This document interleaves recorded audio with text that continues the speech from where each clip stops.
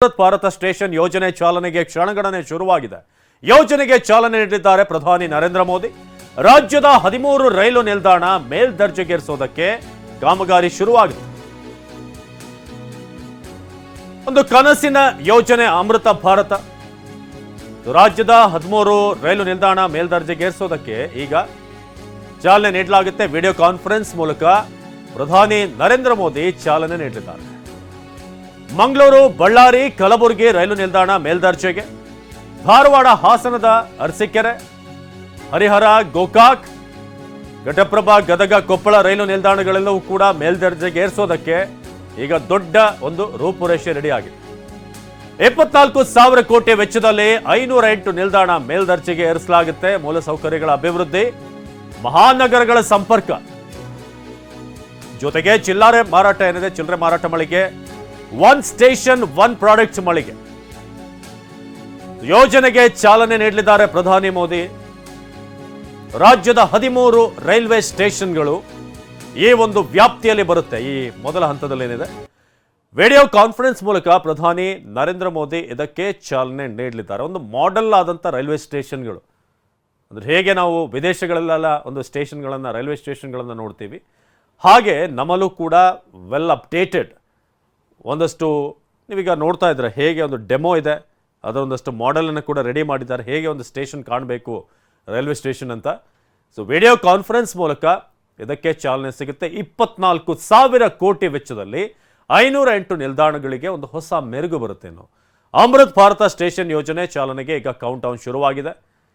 So ಹೇಗೆ ಇದರ ಕಾರ್ಯವೈಖರಿ ಇರುತ್ತೆ, ಏನೇನು ರೂಪುರೇಷೆ ಹೇಗಿರುತ್ತೆ, ಇದೆಲ್ಲವನ್ನೂ ಕೂಡ ಡೆಮೋ ಮೂಲಕ ಒಂದು ಗ್ರಾಫಿಕಲ್ ರೆಪ್ರೆಸೆಂಟೇಷನ್ ನೀವಲ್ಲಿ ನೋಡ್ಬೋದು, ಹೇಗೆ ಕಾಣಿಸ್ತವೆ ರೈಲ್ವೆ ಸ್ಟೇಷನ್ಗಳು ಇನ್ನು ಮುಂದೆ ಅಂತ. ಸೊ ವಿಡಿಯೋ ಕಾನ್ಫರೆನ್ಸ್ ಮೂಲಕ ಇದಕ್ಕೆ ಪ್ರಧಾನಿ ನರೇಂದ್ರ ಮೋದಿ ಚಾಲನೆ ನೀಡ್ತಾರೆ. ಸೊ ಸುಮಾರು 24,000 ಕೋಟಿ ವೆಚ್ಚದಲ್ಲಿ 508 ನಿಲ್ದಾಣ ಮೇಲ್ದರ್ಜೆಗೆ ಅಪ್ಗ್ರೇಡ್ ಆಗುತ್ತೆ. ಇದು ಮೊದಲ ಹಂತ. ಮುಂದಿನ ಹಂತದಲ್ಲಿ ಇನ್ನೊಂದಷ್ಟು ಸ್ಟೇಷನ್ಗಳನ್ನು ಅಪ್ಗ್ರೇಡ್ ಮಾಡುವಂಥ ಕೆಲಸಗಳು ಖಂಡಿತ ಆಗುತ್ತೆ. ಸೊ ಒಂದು ಕಡೆ ವಂದೇ ಭಾರತ್ ಅಂತ ಟ್ರೈನ್ಗಳು, ಇನ್ನೊಂದು ಕಡೆ ನಾವು ನೋಡ್ತಾ ಇದ್ದೀವಿ ಇಂಥ ಸ್ಟೇಷನ್ಗಳನ್ನು. ಯಾಕಂದರೆ ಭಾಳಷ್ಟು ಸ್ಟೇಷನ್ಗಳಲ್ಲಿ ಈ ಮೂಲಭೂತವಾಗಿ ಬೇಕಾದಂಥ ವಿಚಾರಗಳು, ಏನೇನು ಸೌಲಭ್ಯಗಳು ಇರಬೇಕು, ಫೆಸಿಲಿಟಿ ಇರಬೇಕು, ಇದೆಲ್ಲವೂ ಕೂಡ ಕಾಣ ಸಿಗೋದಿಲ್ಲ. ಸೊ ಹಾಗಾಗಿ ಇದೆಲ್ಲವೂ ಕೂಡ ಅಪ್ಗ್ರೇಡನ್ನು ಮಾಡೋದಕ್ಕೆ ಘಟಪ್ರಭಾ, ಗದಗ, ಕೊಪ್ಪಳ ರೈಲ್ವೆ ಸ್ಟೇಷನ್ಗಳನ್ನು ಮೇಲ್ದರ್ಜೆಗೆ ಏರಿಸೋದಕ್ಕೆ ಈಗ ವಿಡಿಯೋ ಕಾನ್ಫರೆನ್ಸ್ ಮೂಲಕ ಅದಕ್ಕೆ ಚಾಲನೆ ಕೊಡೋದಕ್ಕೆ ಸಿದ್ಧತೆಗಳಾಗಿದೆ. ಸೊ ರಾಜ್ಯದ 13 ರೈಲು ನಿಲ್ದಾಣ ಈ ಒಂದು ಮೇಲ್ದರ್ಜೆಗೆ ಏರಿಸುವಂಥ ಕಾಮಗಾರಿಯಲ್ಲಿ ಬರ್ತವೆ. ಸೊ ಅದರ ಡೀಟೇಲನ್ನು ಕೂಡ ನಿಮಗೆ ನೀಡ್ತಾ ಇದ್ದೀವಿ. ಸೊ ವಿಡಿಯೋ ಕಾನ್ಫರೆನ್ಸ್ ಮೂಲಕ ಮೋದಿ ಈ ಒಂದು ಭಾಳ ಮಹತ್ತರವಾದಂಥ ಕಾರ್ಯಕ್ಕೆ ಚಾಲನೆ ನೀಡಲಿದ್ದಾರೆ. ಸೊ ಎಲ್ಲ ಸ್ಟೇಷನ್ಗಳನ್ನು ಕೂಡ ಅಮೃತ್ ಭಾರತ ಸ್ಟೇಷನ್ನಲ್ಲಿ ಎಲ್ಲ ಸ್ಟೇಷನ್ಗಳನ್ನು ಕೂಡ ಈ ಲಿಸ್ಟ್ನಲ್ಲಿ ಬರುವಂಥ 508 ಸ್ಟೇಷನ್ಗಳು ಅವೆಲ್ಲವನ್ನೂ ಕೂಡ ಮೇಲ್ದರ್ಜೆಗೆ ಏರಿಸಲಾಗುತ್ತೆ. ಸೊ ಈ ಯೋಜನೆಗೆ ಇವತ್ತು ಚಾಲನೆ ಸಿಗುತ್ತೆ. ಸೊ ರಾಜ್ಯದ 13 ರೈಲ್ವೆ ಸ್ಟೇಷನ್ಗಳು, 508ರಲ್ಲಿ ರಾಜ್ಯದ 13 ಸ್ಟೇಷನ್ಗಳು ಕೂಡ ಇವೆ. ಸೊ ಇದಕ್ಕೆ ಈಗ ಚಾಲನೆ ಸಿಗಲಿದೆ. ಸೊ 24,000 ಕೋಟಿ ವೆಚ್ಚದಲ್ಲಿ ಈ ಒಂದು ಯೋಜನೆಗೆ ಚಾಲನೆ ಸಿಗ್ತಾ ಇರೋದು. ಸೊ ಬೇರೆ ಬೇರೆ ಸ್ಥಳೀಯ ನಾಯಕರು ಕೂಡ ಇದಕ್ಕೆ ಈಗ ಆ ಒಂದು ಚಾಲನೆ ಕೊಡುವಂಥ ಸಂದರ್ಭಕ್ಕೆ ಸಜ್ಜಾಗ್ತಾ ಇದ್ದಾರೆ. ಸೊ ಅಮೃತ ಭಾರತ ರೈಲ್ವೆ ಸ್ಟೇಷನ್ಗಳ ಅಪ್ಗ್ರೇಡಿಂಗ್ ಏನಿದೆ, ಸೊ ಇದಕ್ಕೆ ಇವತ್ತು ಚಾಲನೆ ಸಿಗ್ತಾ ಇದೆ. ಸೊ ವಿಡಿಯೋ ಕಾನ್ಫರೆನ್ಸ್ ಮೂಲಕ ಪ್ರಧಾನಿ ನರೇಂದ್ರ ಮೋದಿ ಏಕಕಾಲದಲ್ಲಿ ಎಲ್ಲ ಕಡೆ ಕೂಡ ಏನು ಕಾಮಗಾರಿ ಆರಂಭ ಆಗುತ್ತೆ ಅದಕ್ಕೆ ಚಾಲನೆ ನೀಡಲಿದ್ದಾರೆ.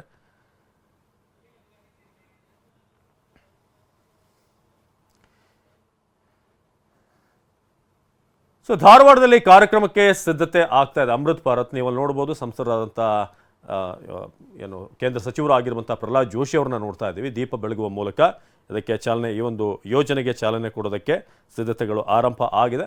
ಇನ್ನು ಕಲಬುರಗಿಯಲ್ಲೂ ಕೂಡ ಎಲ್ಲ ಸಿದ್ಧತೆಗಳನ್ನು ಮಾಡಿಕೊಳ್ಳಲಾಗ್ತಾ ಇದೆ. ವಿಡಿಯೋ ಕಾನ್ಫರೆನ್ಸ್ ಮೂಲಕ ಅಡಿಗಲ್ಲು ಕಾರ್ಯಕ್ರಮ, ಈ ಸಮಾರಂಭ ನಡೆಯುತ್ತೆ. ಸೊ ಪುನರ್ ವಿಕಾಸದ ಅಡಿಗಲ್ಲು ಸಮಾರಂಭ ಶ್ರೀ ನರೇಂದ್ರ ಮೋದಿಯವರು ಇದಕ್ಕೆ ಚಾಲನೆ ನೀಡಲಿದ್ದಾರೆ. ಸೊ ಅಮೃತ್ ಭಾರತ ರೈಲ್ವೆ ನಿಲ್ದಾಣಗಳ ಪುನರ್ ನಿರ್ಮಾಣ ಯೋಜನೆ ಅಡಿ ಈ ಮೈಸೂರು ಭಾಗದ ಹರಿಹರ ರೈಲ್ವೆ ನಿಲ್ದಾಣವನ್ನು ಕೂಡ ಆಯ್ಕೆ ಮಾಡ್ಕೊಂಡಿದ್ದಾರೆ. ಒಟ್ಟು 508 ರೈಲ್ವೆ ನಿಲ್ದಾಣಗಳನ್ನು ಪುನರ್ ನಿರ್ಮಾಣ ಮಾಡುವಂಥ ಕಾಮಗಾರಿ ಇದು.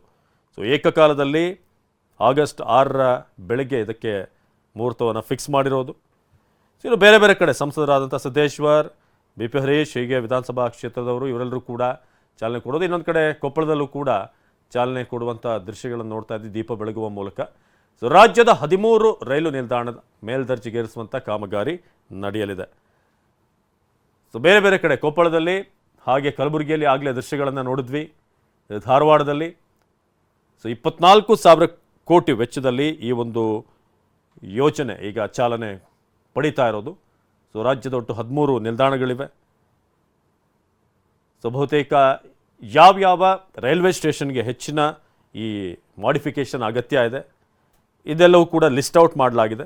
ಸೊ ಭಾರತ ಸರ್ಕಾರದ ಬಜೆಟ್ ದೇಶದ 1275 ರೈಲ್ವೆ ನಿಲ್ದಾಣಗಳನ್ನು ಇದಕ್ಕೆ ಸೇರ್ಪಡೆ ಮಾಡಬೇಕು ಅಂತಿದೆ. ಈಗ ಇದು ಮೊದಲ ಹಂತ. 508 ರೈಲ್ವೆ ನಿಲ್ದಾಣಗಳನ್ನು ಅಭಿವೃದ್ಧಿಪಡಿಸೋದಕ್ಕೆ ಇವತ್ತು ಶಿಲಾನ್ಯಾಸ ಒಂದು ಕಾಮಗಾರಿಗೆ ಚಾಲನೆ ಸಿಗುತ್ತೆ. ಸೊ PM ಶಂಕುಸ್ಥಾಪನೆ ಮಾಡ್ತಾರೆ. ಸೊ ಇದರಲ್ಲಿ ಬೆಳಗಾವಿ ಜಿಲ್ಲೆಯ ಘಟಪ್ರಭಾ ಗೋಕಾಕ್ ರೋಡ್ 2 ರೈಲು ನಿಲ್ದಾಣ ಕೂಡ ಅಮೃತ್ ಭಾರತ್ ನಿಲ್ದಾಣ ಯೋಜನೆಗೆ ಆಯ್ಕೆಯಾಗಿದ್ದಾವೆ. ಒಟ್ಟು ರಾಜ್ಯದ ಸುಮಾರು 55 ನಿಲ್ದಾಣಗಳು ಟೋಟಲ್ ಆಗಿ ಆಯ್ಕೆ ಆಗಿರೋದು. ಈಗ ಮೊದಲ ಹಂತದಲ್ಲಿ 13ರಷ್ಟು ರೈಲ್ವೆ ಸ್ಟೇಷನ್ಗಳನ್ನು ಮಾಡಿಫಿಕೇಷನ್ ಮಾಡೋದಕ್ಕೆ ಅಥವಾ ಹೊಸದಾಗಿ ನಿರ್ಮಾಣ ಮಾಡೋದಕ್ಕೆ ಚಾಲನೆ ಸಿಗಲಿದೆ. ಚೆನ್ನೈ ಯೋಜನೆಯಲ್ಲಿ ನಿಲ್ದಾಣದ ಪ್ರವೇಶ ದ್ವಾರ, ಪ್ರಯಾಣಿಕರ ವಿಶ್ರಾಂತಿ ಗೃಹ ಇದೆಲ್ಲವೂ ಕೂಡ ಅಪ್ಡೇಟೆಡ್ ಆಗಿರುತ್ತೆ. ಅಮೃತ್ ಭಾರತ್ ಯೋಜನೆಗೆ ಈಗ ಶಂಕುಸ್ಥಾಪನೆಗೆ ಕೌಂಟೌನ್. ರಾಜ್ಯದ 13 ರೈಲು ನಿಲ್ದಾಣಗಳು ಅಪ್ಗ್ರೇಡ್ ಆಗ್ತವೆ. ಮಂಗಳೂರು, ಬಳ್ಳಾರಿ, ಕಲಬುರಗಿ ರೈಲು ನಿಲ್ದಾಣ ಇದೆಲ್ಲವೂ ಕೂಡ ಹೊಸದಾಗಿ ಇನ್ನು ಕಾಣಿಸುತ್ತೆ. ಧಾರವಾಡ, ಹಾಸನದ ಅರಸೀಕೆರೆ, ಹರಿಹರ, ಗೋಕಾಕ್, ಘಟಪ್ರಭಾ, ಗದಗ, ಕೊಪ್ಪಳ ರೈಲು ನಿಲ್ದಾಣಗಳು ಮೇಲ್ದರ್ಜೆಗೆ ಈಗ ಅವುಗಳನ್ನು ಅಪ್ಗ್ರೇಡ್ ಮಾಡಲಾಗಿತ್ತು. 24,000 ಕೋಟಿ ವೆಚ್ಚದಲ್ಲಿ ನಡೆಯುವಂತ ಒಂದು ಕೆಲಸ ಇದು. ಮೂಲಸೌಕರ್ಯಗಳ ಅಭಿವೃದ್ಧಿ, ಮಹಾನಗರಗಳ ಸಂಪರ್ಕ, ಅಮೃತ್ ಭಾರತ ಸ್ಟೇಷನ್ ಯೋಜನೆ ಚಾಲನೆಗೆ ಈಗ ಕೌಂಟ್ ಡೌನ್ ಶುರುವಾಗಿದೆ. ರಾಜ್ಯದ 13 ರೈಲ್ವೆ ಸ್ಟೇಷನ್ಗಳು, ರೈಲು ನಿಲ್ದಾಣಗಳು ಇದರ ಭಾಗವಾಗ್ತವೆ. ಈ ಯೋಜನೆ ಅಡಿಯಲ್ಲಿ ನಿಲ್ದಾಣದ ಪ್ರವೇಶ ದ್ವಾರ ಇರ್ಬೋದು, ಎಂಟ್ರಿ ಕೂಡ ಹೊಸದಾಗಿರಬೇಕು. ಪ್ರಯಾಣಿಕರ ವಿಶ್ರಾಂತಿ ಕೊಠಡಿ ಕೂಡ ಅಪ್ಗ್ರೇಡೆಡ್ ಆಗಿರಬೇಕು. ಜೊತೆಗೆ ಶೌಚಾಲಯ, ಲಿಫ್ಟ್ ವ್ಯವಸ್ಥೆ ಇರುತ್ತೆ. ಹಾಗೆಯೇ ಎಸ್ಕಲೇಟರ್ಗಳನ್ನು ಎಲ್ಲೆಲ್ಲಿ ಅಳವಡಿಸಬೇಕು, ಎಸ್ಕಲೇಟರ್ಗಳು, ಇಂಟರ್ನೆಟ್, ವೈಫೈ, ನಿಲ್ದಾಣದ ಕಟ್ಟಡದ ಆಧುನಿಕ ಡಿಸೈನ್, ಹಾಗೆ ಪ್ಲ್ಯಾಟ್ಫಾರ್ಮ್ಗಳ ಆಧುನೀಕರಣ.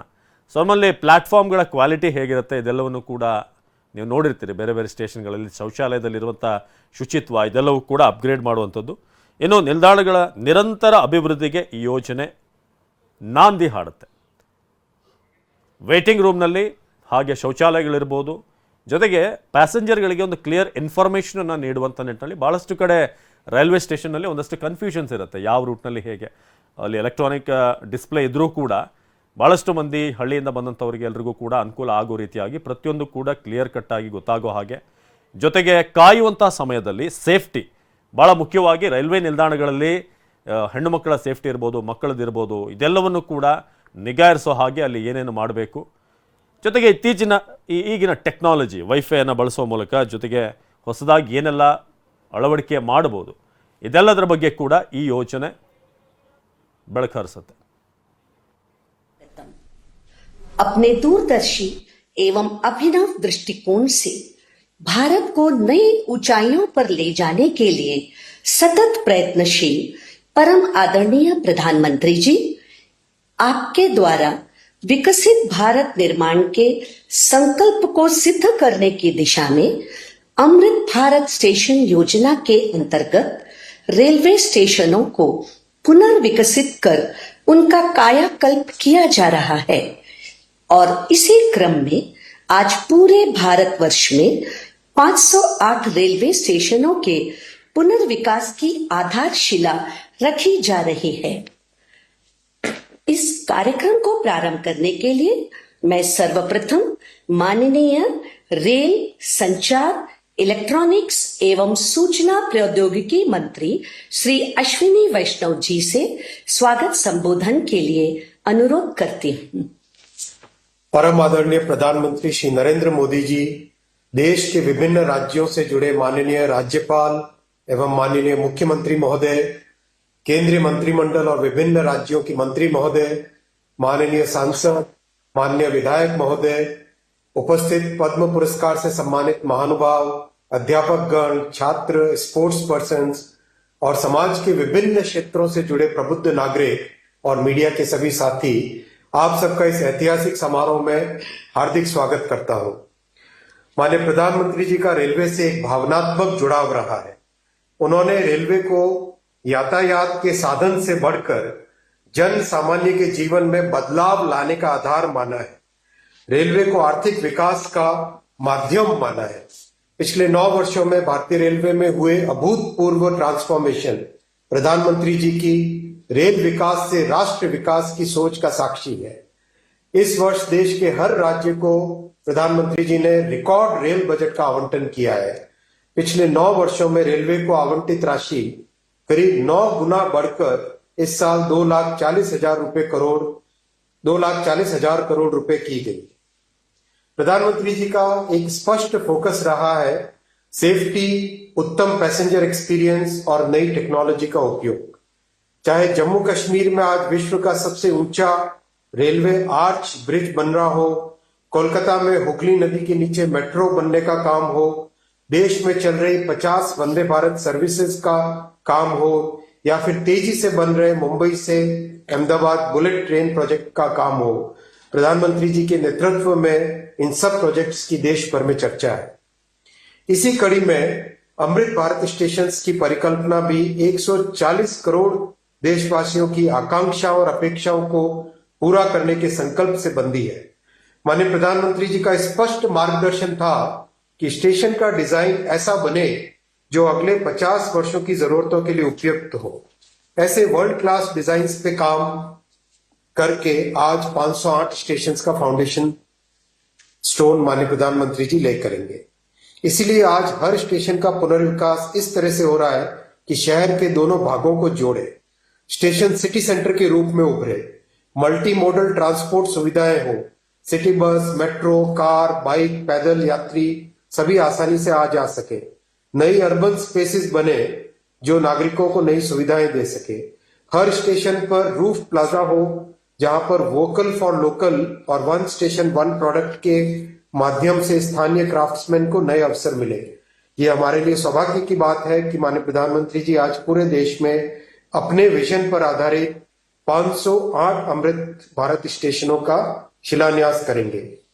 सबका साथ, सबका विकास, सबका विश्वास और सबका प्रयास के मूल मंत्र पर आधारित ये नए स्टेशन सभी नागरिकों को डिग्निटी ऑफ ट्रैवल प्रदान करेंगे। कुल 24,500 करोड़ रुपए की लागत से बन रहे इन स्टेशनों पर बच्चे, माताएं, वरिष्ठ नागरिक, दिव्यांगजन, इन सब की जरूरतों को ध्यान में रखकर सुविधाएं दी जाएंगी। इतना ही नहीं, स्टेशन भवनों का डिजाइन स्थानीय संस्कृति और विरासत से प्रेरित होगा। माननीय प्रधानमंत्री जी का सदैव मार्गदर्शन रहता है कि विरासत भी विकास भी। आज भारत में वर्ल्ड क्लास इंफ्रास्ट्रक्चर का निर्माण हो रहा है। देश के कोने कोने तक कनेक्टिविटी को बढ़ाने के लिए रोडवेज, रेलवेज, एयरवेज, हाईवेज और वाटरवेज का विस्तृत नेटवर्क बन रहा है। भारत को विकसित देश बनाने के सपने की एक मजबूत नींव है। इस बड़े बदलाव के पीछे प्रधानमंत्री जी की दूरगामी सोच है। माननीय प्रधानमंत्री जी, इस अमृत काल में भारत को विकसित राष्ट्र बनाने के आपके प्रण को साकार करने के लिए हम सभी कृत संकल्प हैं। 21वीं सदी के भारत की विकास यात्रा को आगे बढ़ाने के लिए हम सभी तैयार हैं। एक बार फिर से प्रधानमंत्री जी, आपको और सभी उपस्थित महानुभावों का मैं अभिनंदन करता हूं और हार्दिक आभार करता हूं। जय हिंद, धन्यवाद। धन्यवाद माननीय मंत्री जी।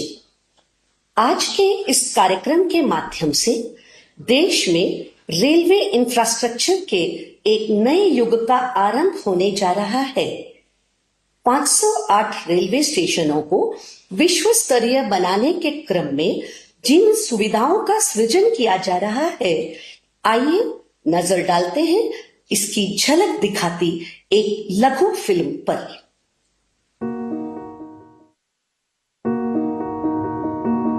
मैं भारत का रेलवे स्टेशन, गरीब, मिडिल क्लास, साधारण लोग मेरे मेहमान होते हैं। मैं सबके लिए सोचता हूं, लेकिन अंग्रेजों के जमाने से मेरे लिए सोच गरीब ही होती थी। अब गरीब लोग धक्के नहीं खाएंगे तो और कौन खाएगा? गरीब थोड़े ही एसी की हवा खाएगा, वो तो लंबी सीढ़ियां चढ़ेगा, अपने बुजुर्ग माँ बाप को भी कष्ट से चढ़ाएगा। साधारण आदमी कहां एयरपोर्ट से सुविधा पाएगा? भले मैं देश की अर्थव्यवस्था का बहुत बड़ा इंजन हूं, लेकिन मॉडर्न बड़ा इंफ्रास्ट्रक्चर तो बड़े लोगों के लिए बनेगा। देश का साधारण आदमी तो स्टेशनों पर पार्किंग से लेकर हर चीज के लिए धक्के ही खाएगा। चलो मान लो रेलवे स्टेशनों का उत्थान भी होगा तो वो भी केवल मुंबई दिल्ली में होगा। कहां छोटे शहरों के स्टेशनों का नंबर लगेगा। भारत के रेलवे स्टेशनों की ये कड़वी हकीकत होती थी, पर इस स्थिति को बदलने का बीड़ा उठाया हमारे प्रधानमंत्री नरेंद्र मोदी जी ने। स्वयं बचपन में रेलवे स्टेशन पर चाय बेचकर पिता का हाथ बटाने वाले बालक ने देश के हर आम नागरिक के लिए एक बड़ा सपना देखा, भारत के रेलवे स्टेशनों की काया पलट का।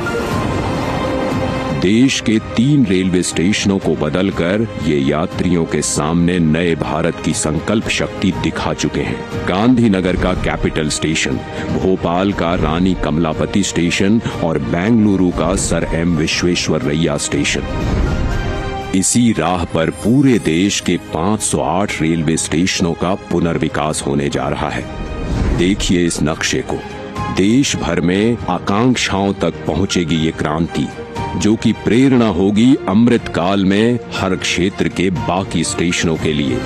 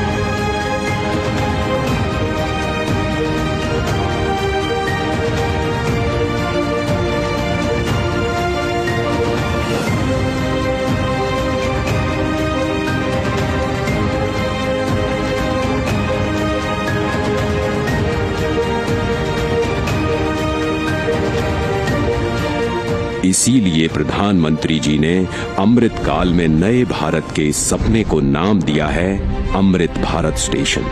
भारत की महानता, समानता और आधुनिकता का प्रतीक। सपना बड़ा तो फंड भी बड़ा। जो रेलवे बजट 2014 में 65,000 करोड़ का हुआ करता था, वो आज है 2,40,000 करोड़ का, जिसमें से 508 स्टेशनों के पुनर्विकास के लिए दिए जा रहे हैं लगभग 25,000 करोड़। लक्ष्य यही है कि सामान्य यात्रियों को बेहतर सुविधा मिले, काम के लिए आना जाना आसान हो। पता है, अन्य देशों की तरह हमारे देश के रेलवे स्टेशन केवल रेलवे स्टेशन नहीं होते। यहाँ इमोशन भी है, यादें भी, ठिठोलियां भी और राहत भी। सांस्कृतिक आदान प्रदान के केंद्र भी होते हैं हमारे स्टेशन। इतनी महान संस्कृति एवं वास्तुकला को अब प्रदर्शित करेंगे हमारे नए अमृत रेलवे स्टेशन, ताकि यहाँ खींचे जाने वाली हर सेल्फी के साथ भारत और जुड़े और जिए और खिले। ऐसे शानदार स्टेशन पहले लोग विदेशों में ही देखते थे, अब भारत में भी ऐसे स्टेशन बन रहे हैं। तो अब हमारे स्टेशन होंगे जानदार भी और शानदार भी। यहाँ एयरपोर्ट्स की तरह मल्टी लेवल पार्किंग होगी, प्रवेश निकास के अलग अलग द्वार होंगे। यहाँ सुंदर एग्जीक्यूटिव लॉन्ज, यात्री प्रतीक्षालय होंगे। यहाँ सीसीटीवी से निगरानी होगी, फ्री वाईफाई होगा। और सोचिए, लिफ्ट और एस्केलेटर से कितने बुजुर्गों, दिव्यांगों की यात्रा सुखद होंगी। अब दिव्यांगों की सुविधा के लिए हमारे स्टेशनों पर ब्रेल लिपि वाले साइनेज भी होंगे। पर्यावरण को भी पीछे नहीं छोड़ेंगे हमारे अमृत स्टेशंस। ये सभी इमारतें बनेंगी ग्रीन बिल्डिंग मापदंडों के अनुसार और समुचित प्रकाश व्यवस्था से युक्त होंगे स्टेशंस। और सभी स्टेशनों में दोनों ओर सुनिश्चित की जाएगी कनेक्टिविटी। ये नए विकसित स्टेशन सिर्फ स्टेशनों को ही नहीं, पूरे शहर को मॉडर्न इंफ्रास्ट्रक्चर देंगे। ये स्टेशन सिर्फ रेलवे की सुविधाओं तक सीमित नहीं रहेगा, बल्कि ये मल्टी मॉडल कनेक्टिविटी का भी हब होगा। यानी बस हो, मेट्रो हो, टैक्सी हो, ऑटो हो, यातायात के हर साधन यहां एक ही छत के नीचे कनेक्टेड होंगे। यात्रियों की सुविधा और बेहतर मार्गदर्शन के लिए एक समान साइनेज लगाए जाएंगे। अमृत स्टेशन आइकॉनिक स्ट्रक्चर के साथ सिटी सेंटर भी बनेंगे। यहाँ होंगे भव्य रूफ प्लाजा, शॉपिंग कॉम्प्लेक्सेस, बच्चों के लिए गेमिंग जोन, फूड कोर्ट्स। अमृत स्टेशन के जरिए ये सारी खुशियां और सुविधाएं छोटे शहरों के लोगों का भी अधिकार होंगी। प्रधानमंत्री जी के परिश्रम पर देश के विश्वास का प्रतीक अमृत भारत स्टेशन। आज का भारत जो ठानता है वो कर दिखाता है। उस आत्मविश्वास का प्रतीक अमृत भारत स्टेशन। भारत की महानता, समानता और आधुनिकता का प्रतीक अमृत भारत स्टेशन। जय हिंद।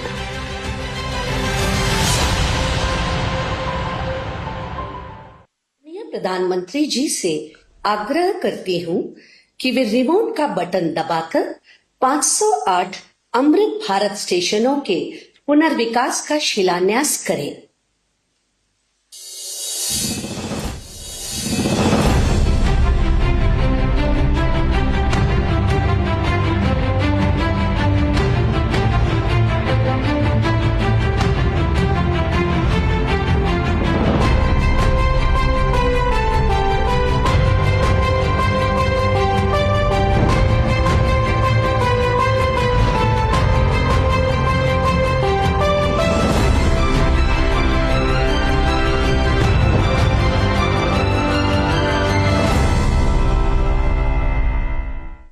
मैं आदरणीय प्रधानमंत्री जी से विनम्र निवेदन करती हूं कि इस ऐतिहासिक अवसर पर अपने प्रेरणादायी उद्बोधन से हम सभी का मार्गदर्शन करें।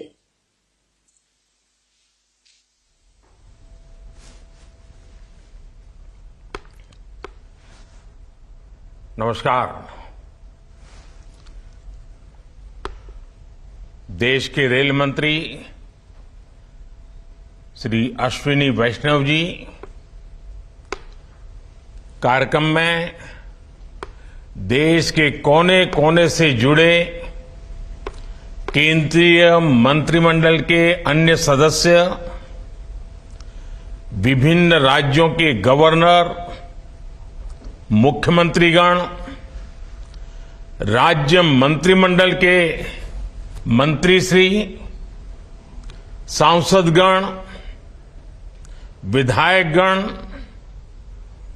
अन्य सभी महानुभाव और मेरे प्यारे भाइयों और बहनों, विकसित होने के लक्ष्य की तरफ कदम बढ़ा रहा भारत अपने अमृत काल के प्रारंभ में है। नई ऊर्जा है, नई प्रेरणा है, नए संकल्प है।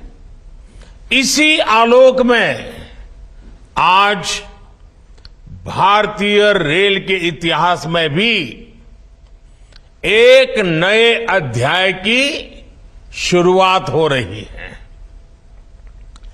भारत के करीब 1300 प्रमुख रेलवे स्टेशन अब अमृत भारत रेलवे स्टेशन के तौर पर विकसित किए जाएंगे। उनका पुनर्विकास होगा, आधुनिकता के साथ होगा। इसमें से आज 508 अमृत भारत स्टेशनों के पुनर्निर्माण का काम शुरू हो रहा है और इन 508 अमृत भारत स्टेशन के नवनिर्माण पर करीब 25,000 करोड़ रुपए खर्च किए जाएंगे। आप कल्पना कर सकते हैं, ये देश के इंफ्रास्ट्रक्चर के लिए, रेलवे के लिए और सबसे बड़ी बात है मेरे देश के सामान्य नागरिकों के लिए ये कितना बड़ा अभियान होने वाला है। इसका लाभ देश के लगभग सभी राज्यों को मिलेगा। जैसे यूपी में इसके लिए करीब 4,500 करोड़ रुपए के खर्च से 55 अमृत स्टेशन को विकसित किया जाएगा। राजस्थान के भी 55 railway station Amrit Bharat station बनेंगे। एमपी में 1,000 करोड़ रुपए के खर्च से 34 स्टेशन का कायाकल्प होने वाला है।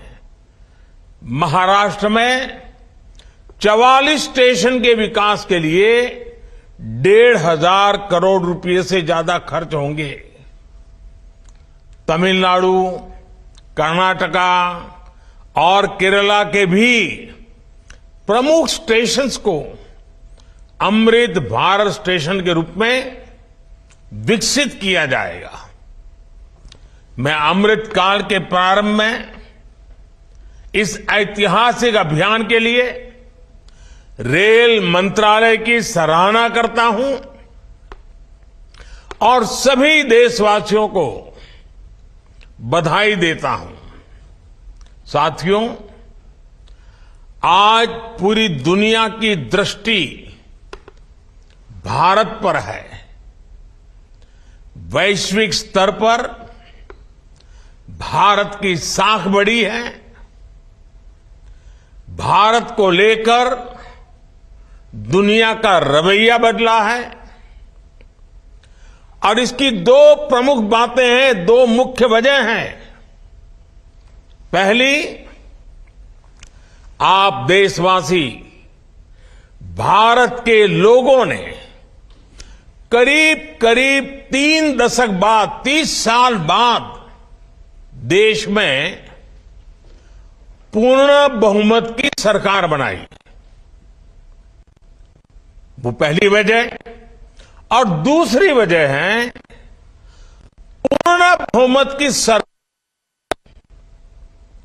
उसी स्पष्टता के साथ जनता जनार्दन की उनकी भावना का आदर करते हुए बड़े बड़े निर्णय लिए, चुनौतियों के स्थायी समाधान के लिए अविरत काम किया। आज भारतीय रेलवे भी इसका प्रतीक बन चुकी है। बीते वर्षों में रेलवे में ही जितना काम हुआ है, उसके आंकड़े, उसकी जानकारी हर किसी को प्रसन्न भी करती हैं, हैरान भी कर देती हैं। जैसे दुनिया में south Africa, Ukraine, Poland, UK और स्वीडन जैसे देशों में जितना रेल नेटवर्क है, उससे ज्यादा रेल ट्रैक हमारे देश में इन 9 वर्षों में बिछाए गए हैं। आप कल्पना करिए स्केल। साउथ कोरिया, न्यूजीलैंड और ऑस्ट्रेलिया जैसे देशों का जितना रेल नेटवर्क है, उससे ज्यादा ट्रैक भारत ने अकेले पिछले साल बनाए हैं। 1 साल में भारत में आज आधुनिक ट्रेनों की संख्या भी तेजी से बढ़ रही है। आज देश का लक्ष्य है कि रेलवे की यात्रा हर यात्री के लिए, हर नागरिक के लिए सुलभ भी हो और सुखद भी हो। अब ट्रेन से लेकर स्टेशन तक आपको एक बेहतर, एक उम्दा से उम्दा एक्सपीरियंस देने का प्रयास है। प्लेटफॉर्म्स पर बैठने के लिए बेहतर सीटें लग रही हैं, अच्छे वेटिंग रूम बनाए जा रहे हैं। आज देश के हजारों रेलवे स्टेशनों पर मुफ्त वाईफाई की सुविधा है। हमने देखा है इस मुफ्त इंटरनेट का कितने ही युवाओं ने लाभ उठाया है। पढ़ाई करके वो अब बहुत कुछ अपने जीवन में सिद्धियां प्राप्त कर चुके हैं। साथियों, ये इतनी बड़ी सिद्धियां हैं, जिस प्रकार से रेलवे में काम हुआ है, किसी भी पीएम का मन कर जाएगा कि इनका जिक्र 15 अगस्त को लाल किले से करें। और जब 15 अगस्त सामने है तो मन बहुत ही लालायित होता है कि उसी दिन इसकी चर्चा करूं।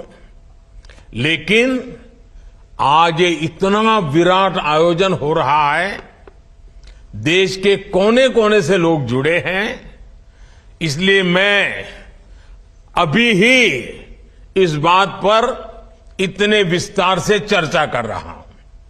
साथियों, रेलवे को हमारे देश की लाइफलाइन कहा जाता है, लेकिन इसके साथ ही हमारे शहरों की पहचान भी शहर के रेलवे स्टेशन से जुड़ी होती है। समय के साथ ये रेलवे स्टेशन अब हार्ट ऑफ द सिटी बन गए हैं। शहर की सारी प्रमुख गतिविधियां रेलवे स्टेशनों के आसपास ही होती हैं। इसलिए आज बहुत आवश्यक है कि हमारे रेलवे स्टेशनों को नए आधुनिक स्वरूप में ढाला जाए। रेलवे की जगह का ऑप्टिमम यूटिलाइजेशन किया जाए। साथियों, जब देश में इतने सारे नए आधुनिक स्टेशन बनेंगे तो उससे विकास को लेकर एक नया माहौल भी बनेगा।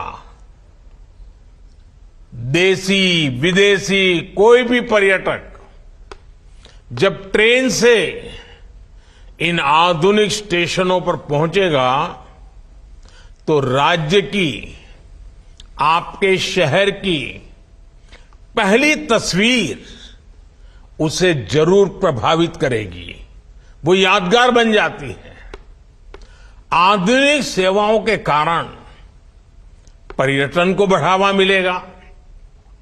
स्टेशन के आसपास अच्छी व्यवस्थाएं होने से आर्थिक गतिविधियों को भी बढ़ावा मिलेगा। सरकार ने स्टेशनों को शहर और राज्यों की पहचान से जोड़ने के लिए वन स्टेशन वन प्रोडक्ट योजना भी शुरू की है। इससे पूरे इलाके के लोगों को, कामगारों और कारीगरों को फायदा होगा।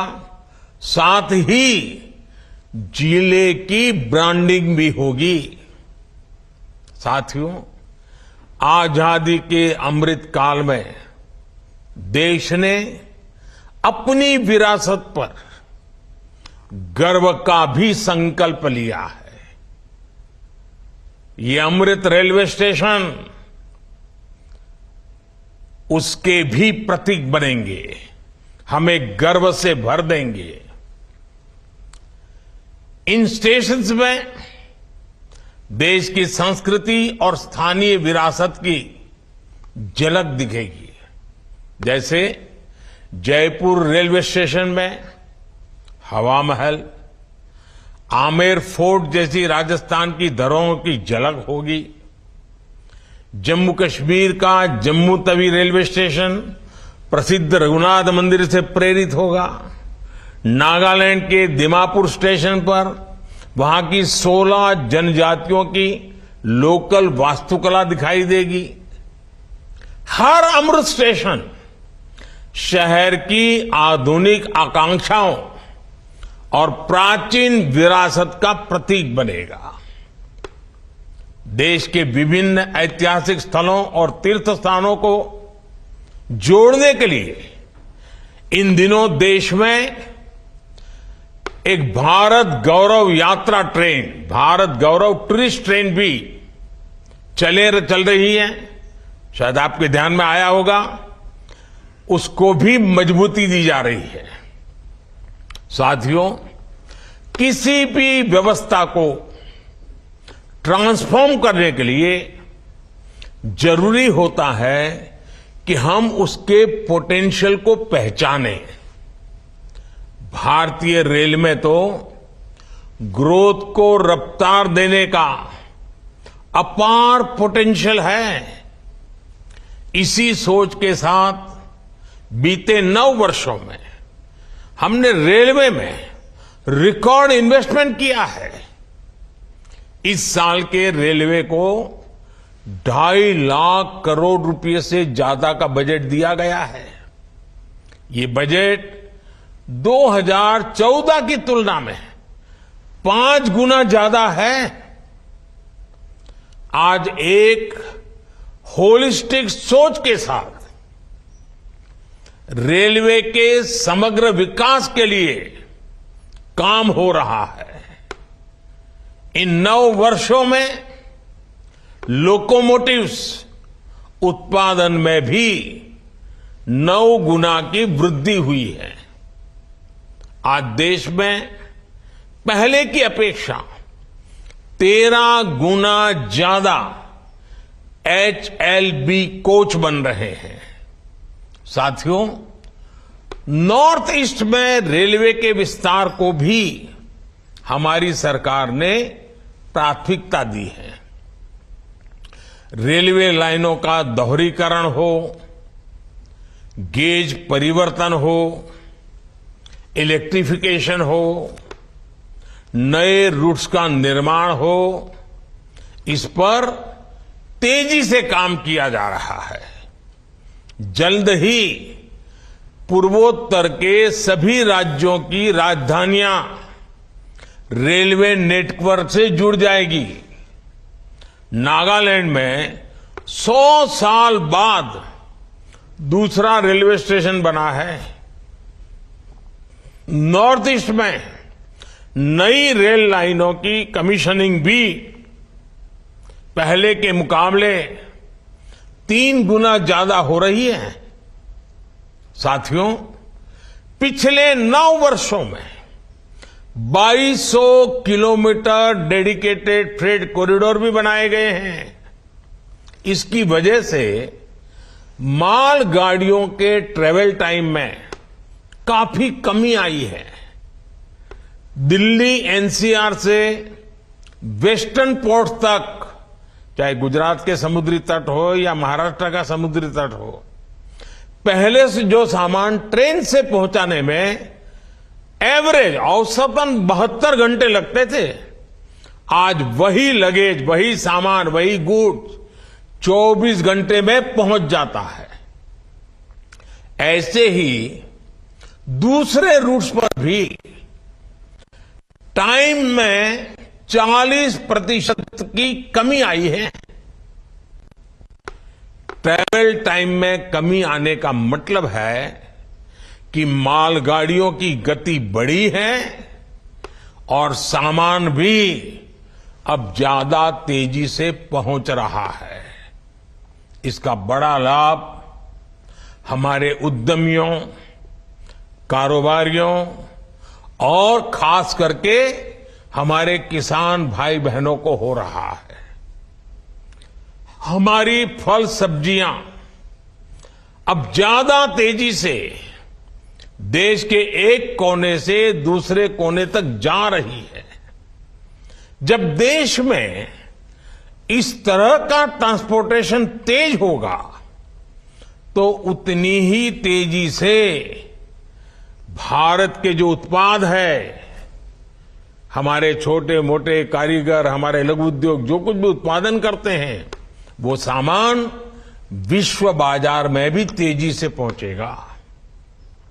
साथियों, आप सभी ने देखा है कि पहले रेलवे ओवरब्रिज का कम होने के कारण कितनी दिक्कतें आती थी। 2014 से पहले देश में 6000 से भी कम रेलवे ओवरब्रिज और अंडरब्रिज थे। आज ओवरब्रिज और अंडरब्रिज की ये संख्या 10,000 से ज्यादा हो गई है। देश में बड़ी लाइन पर मानव रहित क्रॉसिंग की संख्या भी शून्य हो चुकी है। रेलवे और रेलवे प्लेटफॉर्म पर यात्री सुविधाओं के निर्माण में आज बुजुर्गों की, दिव्यांगजनों की जरूरतों का विशेष ध्यान रखा जा रहा है। साथियों, हमारा जोर भारतीय रेलवे को आधुनिक बनाने के साथ ही पर्यावरण फ्रेंडली बनाने पर भी है। बहुत जल्द भारत के 100% रेल ट्रैक्स इलेक्ट्रिफाइड होने जा रहे हैं, यानी कुछ ही वर्षों में भारत की सारी ट्रेनें सिर्फ बिजली से चला करेगी। इससे पर्यावरण की कितनी बड़ी मदद होगी, आप अंदाजा लगा सकते हैं। 9 वर्षों में सोलर पैनल से बिजली बनाने वाले रेलवे स्टेशनों की संख्या भी 1200 से ज्यादा हो गई है। लक्ष्य यही है कि आने वाले समय में सभी स्टेशन ग्रीन एनर्जी बनाएं।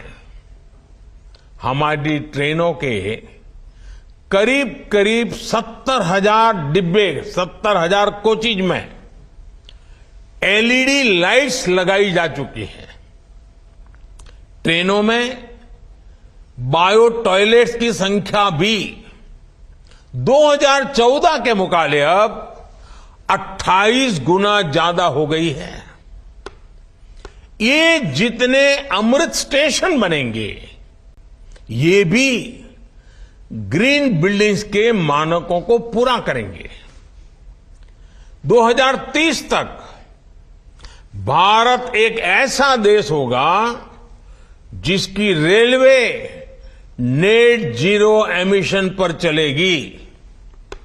साथियों, रेल ने दशकों से हमें अपनों से मिलने का बहुत बड़ा अभियान चलाया है, काम किया है। एक प्रकार से देश को जोड़ने का भी काम किया है। अब ये हमारी जिम्मेदारी है कि हम रेल को एक बेहतर पहचान और आधुनिक भविष्य से जोड़ें और रेल की रक्षा, व्यवस्थाओं की रक्षा, सुविधाओं की रक्षा, स्वच्छता की रक्षा, एक नागरिक के नाते उस कर्तव्य को हमें निभाना। अमृतकाल कर्तव्य काल भी है। लेकिन साथियों, कुछ बातें जब हम देखते हैं तो मन को पीड़ा भी होती है। दुर्भाग्य से हमारे देश में विपक्ष का एक धड़ा आज भी पुराने ढर्रे पर चल रहा है।